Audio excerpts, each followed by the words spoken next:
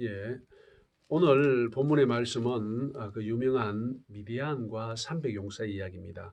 그 중에서 이제 밤에 300명의 용사가 적진으로 내려가지 못하고 조금 떨어진 지경에서 상황이 어떻게 변할까 주시하고 기다리고 있는 그 상황입니다. 오늘 본문의 말씀을 통해 보면은 기드온은 두려웠어요. 하나님의 명령에 순종해서 결국 300명을 데리고 왔지만 300명으로 저 수십만의 연합군을 친다는 것은 사실 불가능하거든요. 예, 인간적으로 봤을 때는 절대로 불가능합니다. 그래서 두려운 마음으로 머뭇머뭇하고 있었어요. 그때 하나님께서 어떻게 합니까? 내려가 봐라. 네가 두려워하느냐? 내려가 봐라. 혼자 가는 거 두렵거든. 네 동료 부라를 데리고 가라. 그래서 데리고 내려갑니다. 그런데 마침 그 보초가 하는 적군의 보초가 하는 말을 듣습니다. 두 명이서 하는 말을 한 명이 내 꿈을 꿨다. 그 꿈 이야기가 어떻게 진행되냐면요. 꿈에 보리떡 한 덩어리가 미디안 진영으로 굴러 들어와 한 장막에 이르러 그것을 쳐서 무너뜨려 위쪽으로 엎으니 그 장막이 쓰러지더라. 그의 친구가 대답하여 이르되 이는 다른 것이 아니라 이스라엘 사람 요아스의 아들 기드온의 칼이라. 하나님이 미디안과 그 모든 진영을 그의 손에 넘겨주셨느니라 하더라. 이런 꿈 이야기를 합니다. 꿈이 한 명이 꿈 이야기를 하고 또 한 명은 그 꿈을 해석합니다. 그 결론이 뭡니까? 결국 기도원이 이기리라라는 것입니다. 아멘. 그런데 여기 보면요, 참 꿈이 재미있습니다. 뭐가 재밌냐면은 여기 보면은 꿈에 보리떡 한 덩어리가 미디안 진영으로 굴러 들어와 한 장막에 이르러 그것을 쳐서 무너뜨려 이렇게 꿈 이야기를 합니다. 보리떡 한 덩어리가 아마 한 덩어리 같으면 한 명의 아마 식사쯤 될 거예요. 한 명이 먹을 수 있을 만큼 보리로 떡을 만들어서 떡이 아니고 빵이죠, 그죠? 빵을 만들어서 이제 휴대하면서 아무 때나 먹을 수 있도록 그렇게 한 보리빵입니다. 보리빵인데 이 빵이 굴러 들어와요. 참 꿈이 재밌죠. 근데 여기에서 꿈을 풀이하는 사람의 풀이가 뭡니까? 이는 누구라고요? 예, 기도원이라고 합니다. 기도원과 그의 동료들입니다. 자, 그러면은 이 기도원이든지 또는 이스라엘군을 뭘로 비유했습니까? 보리떡 한 덩어리로 비유했습니다. 이 보리떡은 그러면 어떤 것이냐? 보리는요, 그 당시 공유 중에 최하급 공유예요. 오늘 우리나라에도 이 고급 공유가 있고 좀 덜 고급진 공유가 있습니다. 뭐 사실 영양으로 따지는 것도 있지만 주로 수요로 따집니다. 우리 참깨 같은 건 비싸지 않습니까? 그리고 같은 콩이라도 흰 콩보다는 이제 대두 누른 콩이 노란 콩이죠. 검정 콩이 비쌉니다. 속청이라 하죠. 속이 푸른 콩은 더 비쌉니다. 이렇게 해서 이 가격 차이가 있습니다. 물론 맛 차이고 다 있는데 마찬가지로 그 당시에 이 이스라엘에서도 당연히 이 공유의 차이가 있습니다. 귀한 공유가 있고 덜 귀한 공유가 있고 계시록에 보면은 물론 시대는 조금 떨어지지만 이 금정말이 재앙이 올 때 어떻게 합니까?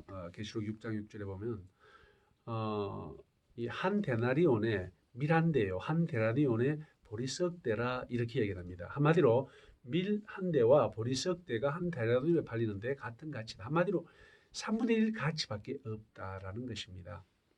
그런데 이 가치 없는 떡 한 덩어리가 누굽니까? 예, 기도원인데 또 하필이면 떡으로 비유했습니다. 떡이 뭡니까?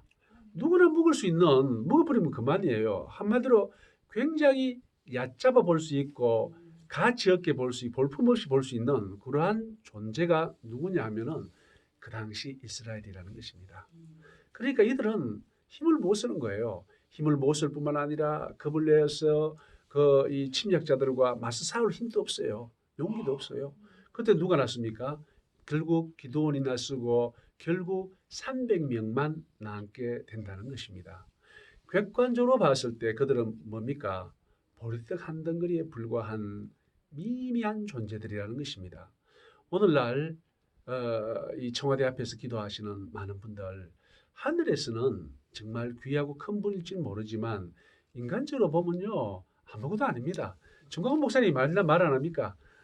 저 여자들 다 목사들인데 집 가도 할 일도 없어. 성도도 없어가지고 신방할 데도 없어. 이렇게 들어봤을 겁니다. 한마디로 딱 보리떡 같은 존재들입니다. 세상 눈으로 보면요 그냥 보리떡이에요. 그런데 이 기도원 이야기에서 보리떡이 결국 어떻게 됩니까? 보리떡이 그 수십만 명의 연합군을 물리쳐는, 그러니까 결국 기도원이 물리친 게 아닙니다. 기도원의 300명이 물리친 게 아니고요. 정상적으로 인간적인 싸움을 한다면은 애초에 갔던 모든 군사들 다 합쳐도 저 군사 못 이깁니다. 왜냐하면 수적으로 워낙 열세예요.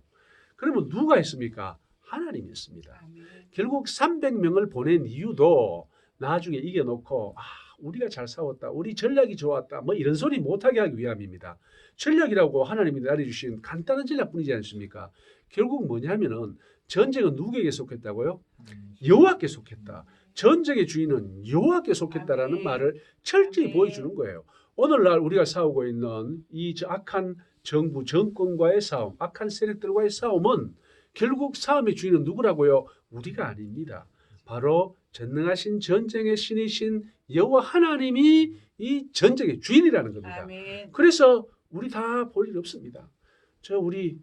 우리 사모님 뭐 힘이나 쓰겠습니까? 누가 밀어보면 뭐 넘어질 거 아닙니까? 하지만 정말 세상적으로 봤을 때는 보리떡 하나에 불과하지만 하나님의 손에 잡히면요 적의 진지를 물리칠 보리떡이 된다, 이 이야기입니다.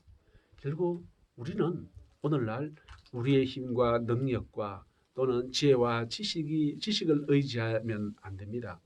이 싸움에서는 철저하게 여호와 하나님, 전쟁의 신이시고 전쟁의 주인이신 하나님만 바라볼 때 우리가 승산이 있다는 것입니다.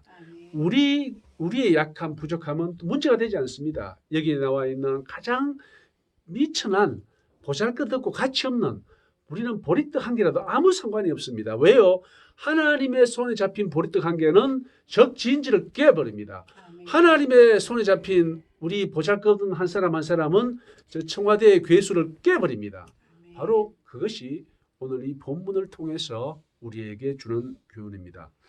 내 한 명 연약하고 부족합니다.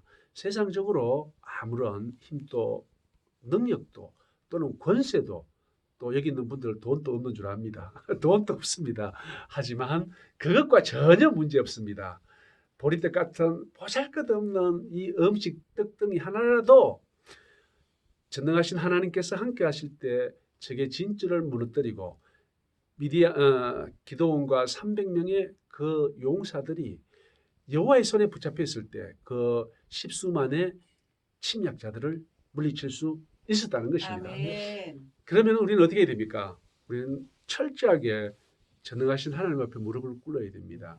이 모든 상황을 주님께 맡겨드리고 이 상황의 주인이 되셔서 주님께서 가장 기뻐하시는 길, 선하신 길, 최선의 길로 인도하여 주십시오라고 먼저 무릎을 꿇고 전능하신 하나님의 도움을 구하는 게 첫 번째입니다.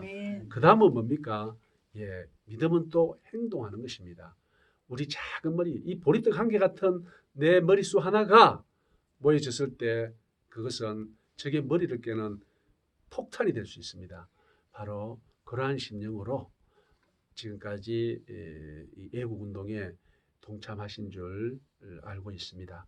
이 마음을 정말 주님 다시 오실 때까지 마음속 깊이 새기고 이 선한 싸움에서 앞장서서 달려나가서 참으로 주님으로부터 칭찬받는 주님의 사랑받는 자녀들, 일꾼들, 또 종들 다 되시기를 예수님의 이름으로 축원드립니다. 아멘.